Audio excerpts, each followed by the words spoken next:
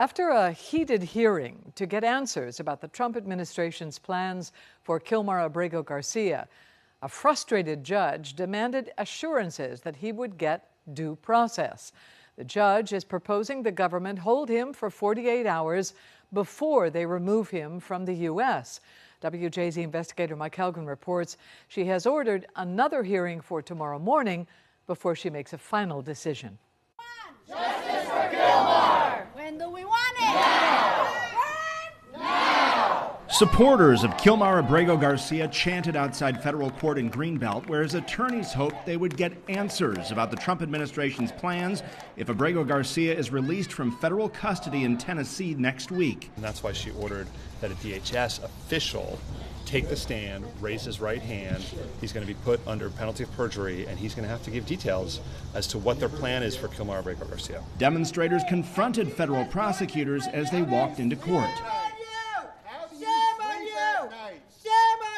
Abrego Garcia's attorneys say the expert witness the government chose to testify knew nothing about the case until this week.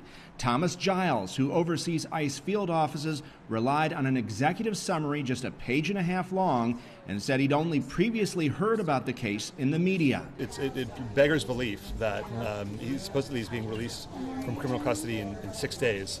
They're saying they're going to deport him to a third country, and they claim to not even know which one. I mean, I don't think anyone believes that, right? And so right now, they're going to have to go under penalty of perjury and tell the truth about what their plans are going forward. The government filed a stipulation that says if they remove Abrego Garcia to a third country, they would follow procedures set forth under law. Giles testified which country has yet to be decided and would not be until Abrego Garcia is transferred into ICE custody. Abrego Garcia's lawyers would like him brought back to Maryland and fear the government could deport him again without due process. It's your testimony that despite the focus the most senior people in government have provided about this case, an unnamed supervisor will make a decision about where he goes next, Abrego Garcia's attorney asks.